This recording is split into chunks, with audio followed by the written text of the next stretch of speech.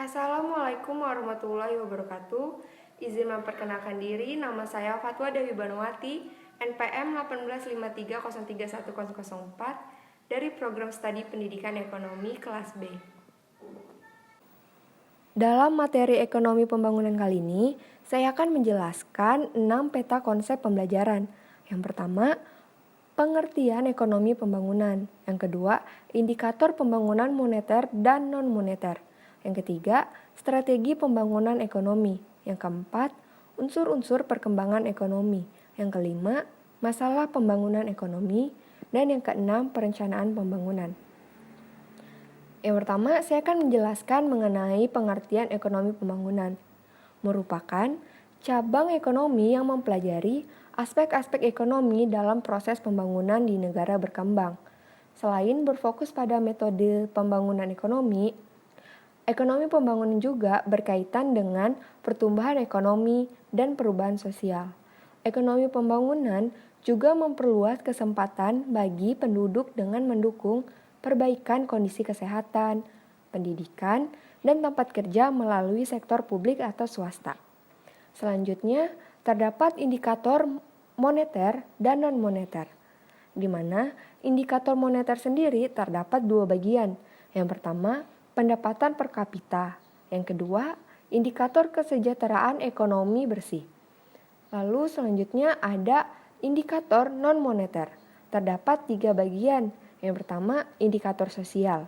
Yang kedua, indeks kualitas hidup dan pembangunan manusia. Yang ketiga, indikator campuran. Selanjutnya ada strategi pembangunan ekonomi. Strategi ini berfungsi untuk memilih faktor-faktor pencapaian, visi dan misi yang dirumuskan agar dapat meningkatkan kinerja. Dalam penerapan strategi pembangunan ini dapat berupa kebijakan yang menciptakan lapangan kerja, memberikan perhatian kepada UMKM, dan menginvestasikan sumber daya manusia. Selanjutnya, ada unsur-unsur perkembangan ekonomi. Yang pertama, penduduk dan tenaga kerja. Yang kedua, kapital sosial. Yang ketiga, sumber daya alam. Dan yang keempat, teknologi dan fungsi wira swasta. Selanjutnya ada masalah pembangunan ekonomi yang disebabkan oleh tiga faktor penyebab. Yang pertama, tingginya angka pertumbuhan penduduk. Yang kedua, pengangguran dan kemiskinan. Yang ketiga, ketimpangan dalam distribusi pendapatan.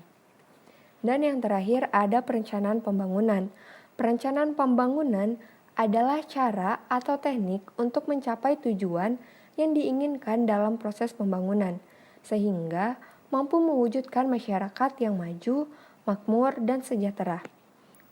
Menurut Arthur W. Lewis tahun 1965 mendefinisikan perencanaan pembangunan sebagai suatu kumpulan kebijaksanaan dan program pembangunan untuk merangsang masyarakat dan swasta untuk menggunakan sumber daya yang tersedia lebih produktif. Sekian penjelasan mengenai materi ekonomi pembangunan kali ini. Saya akhiri. Wassalamualaikum warahmatullahi wabarakatuh.